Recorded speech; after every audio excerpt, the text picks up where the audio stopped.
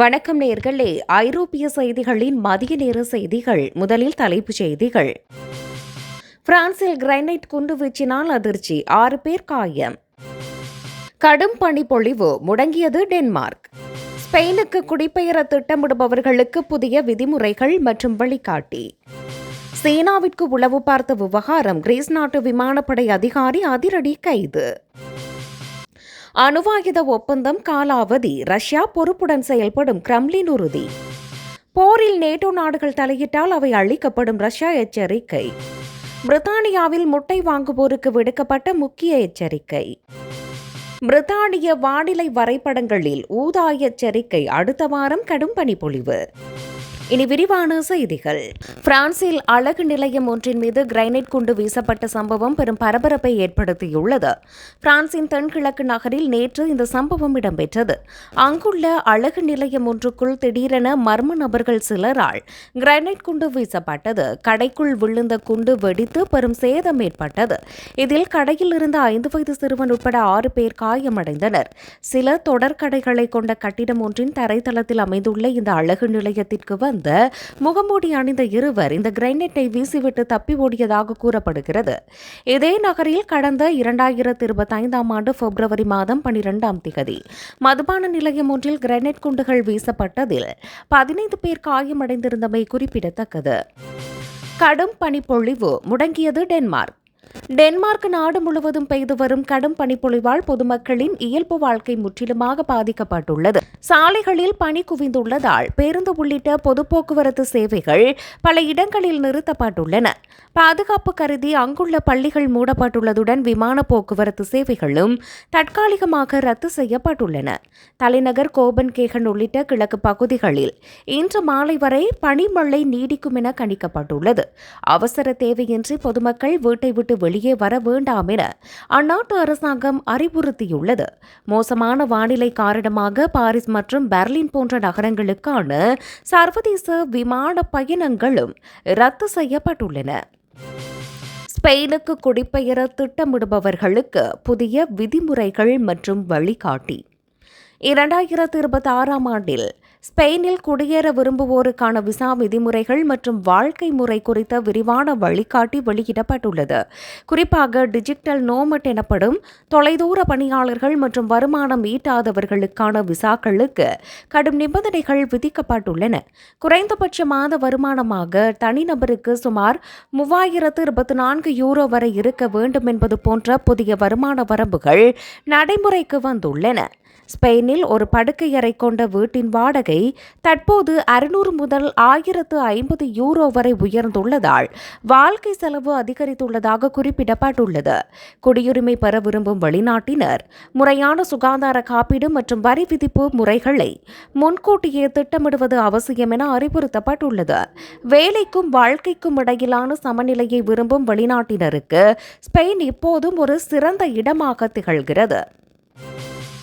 சீனாவிற்கு உளவு பார்த்த விவகாரம், கிரீஸ் நாட்டு விமானப்படை அதிகாரி அதிரடி கைது. சீனாவிற்காக உளவு பார்த்ததாக சந்தேகிக்கப்படும் கிரீஸ் நாட்டின் மூத்த விமானப்படை அதிகாரி ஒருவர் ஏதென்ஸில் கைது செய்யப்பட்டுள்ளார். சுமார் 50 வயதுடைய அந்த அதிகாரி பல மாதங்களாக மேற்கொள்ளப்பட்ட ரகசிய கண்காணிப்பிற்கு பிறகு ராணுவ முகாமிற்குள் வைத்து பிடிபட்டார். நாட்டின் மிக முக்கியமான ராணுவ ரகசியங்கள் மற்றும் தரவுகளை அவர் சீனாவிற்கு தொடர்ந்து கசிய விட்டதாக குற்றம் சாட்டப்பட்டுள்ளது. மேற்கத்திய பாதுகாப்பு முகமை கொடுத்த ரகசிய தகவலின் அடிப்படையிலேயே இந்த உளவு நடவடிக்கை வெளிச்சத்திற்கு வந்துள்ளது. இது கிரீஸ் நாட்டின் பாதுகாப்புக்கு மட்டுமன்றி நேட்டோ அமைப்பின் பாதுகாப்புக்கும் பெரும் அச்சுறுத்தல் என்று அதிகாரிகள் தெரிவித்தனர். கைதான அதிகாரி தனது குற்றத்தை ஒப்புக்கொண்டுள்ள நிலையில் இதில் வேறு யாருக்கெல்லாம் தொடர்புள்ளது என்பது குறித்து தீவிர விசாரணை நடைபெற்று வருகிறது. அணுவாயுத ஒப்பந்தம் காலாவதி, ரஷ்யா பொறுப்புடன் செயல்படும், கிரெம்ளின் உறுதி. அமெரிக்காவுடனான கடைசி அணுவாயுத கட்டுப்பாட்டு ஒப்பந்தமான நியூ ஸ்டார்ட் வியாழக்கிழமையுடன் அதிகாரப்பூர்வமாக காலாவதியானது. இந்த ஒப்பந்தம் முடிவுக்கு வந்ததை ரஷ்யா ஒரு வருந்தத்தக்க மற்றும் எதிர்மறையான நிகழ்வு என்று வர்ணித்துள்ளது. ஒப்பந்தம் காலாவதியானாலும் உலகளாவிய பாதுகாப்பை கருத்தில் கொண்டு ரஷ்யா தொடர்ந்து பொறுப்புடன் செயல்படும் என்று அதிபர் புட்டினின் செய்தி தொடர்பாளர் டிமிட்ரி பெஸ்கோவ் தெரிவித்துள்ளார். பனிப்போர் காலத்திற்கு பிறகு முதல் முறையாக உலகின் 2 மிகப்பெரிய அணுவாயுத நாடுகளுக்கிடையே தற்போது எந்தவிதமான கட்டுப்பாட்டு ஒப்பந்தமும் நடைமுறையில் இல்லை. இந்த ஒப்பந்தத்தை மேலும் ஓராண்டுக்கு நீடிக்க ரஷ்யா முன்மொழிந்த போதிலும் அமெரிக்கா அதற்கு பதில் அளிக்காததால் ஒப்பந்த முடிவுக்கு வந்தது. எனினும் தனது தேசிய நலன்களுக்கு முன்னுரிமை அளிக்கும் அதே வேளையில் அணுவாயுத குவிப்பில் ரஷ்யா நிதானத்தை கடைபிடிக்கும் என அந்நாடு உறுதியளித்துள்ளது. போரில் நேட்டோ நாடுகள் தலையிட்டால் அவை அழிக்கப்படும், ரஷ்யா எச்சரிக்கை. ரஷ்ய அதிபர் புட்டினின் நெருங்கிய ஆதரவாளரான விளாடிமிர் சோலோவியோ உக்ரைன் போரில் நேட்டோ நாடுகள் தலையிட்டால் அவை அழிக்கப்படும் என மீண்டும் எச்சரித்துள்ளார். குறிப்பாக லண்டன் மற்றும் பாரிஸ் போன்ற ஐரோப்பிய நகரங்கள் ரஷ்யாவின் ஏவுகணை தாக்குதலுக்கு இலக்காகும் என அவர் தனது நேரலை நிகழ்ச்சியில் மிரட்டல் விடுத்தார். உக்ரைனுக்கு மேற்கத்திய நாடுகள் தொடர்ந்து ஆயுதங்களை வழங்கி வருவதால் இந்த போர் ஏற்கனவே ஒரு உலகப் போராக மாறிவிட்டதாக அவர் வாதிடுகிறார். ரஷ்யாவின் பாதுகாப்புக்கு அச்சுறுத்தல் ஏற்பட்டால் அணுவாயுதங்களை பயன்படுத்த தயங்க மாட்டோம் என்கிற கிரெம்ளின் நிலைப்பாட்டை அவர் மீண்டும் உறுதிப்படுத்தியுள்ளார். பிரித்தானியாவை ஒரு சாத்தானிய தீவு என்று சாடியுள்ள அவர் ரஷ்யாவின் ராணுவ பலத்திற்கு முன்னால் நேட்டோவால் நிற்க முடியாது எனவும் கூறினார். ரஷ்ய அரசு தொலைக்காட்சியில் தொடர்ந்து ஒலிக்கும் இந்த ஆக்ரோஷமான கருத்துக்கள் மேற்கத்திய நாடுகளுக்கு விதிக்கப்படும் ஒரு உளவியல் ரீதியான மிரட்டலாகவே பார்க்கப்படுகிறது. பிரித்தானியாவில் முட்டை வாங்குவோருக்கு விடுக்கப்பட்ட முக்கிய எச்சரிக்கை.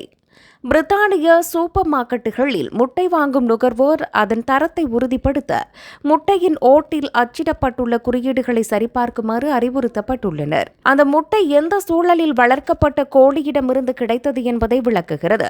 0 என்ற எண் இருந்தால் அது இயற்கை முறையில் வளர்க்கப்பட்டவை என்றும், 1 என்பது திறந்த வெளியில் வளர்க்கப்பட்டவை என்றும் பொருள்படும். 2 என்ற எண் கொட்டகையில் வளர்க்கப்பட்ட கோழிகளையும், 3 என்பது கூண்டுகளில் அடைத்து வளர்க்கப்பட்ட கோழிகளையும் குறிக்கிறது.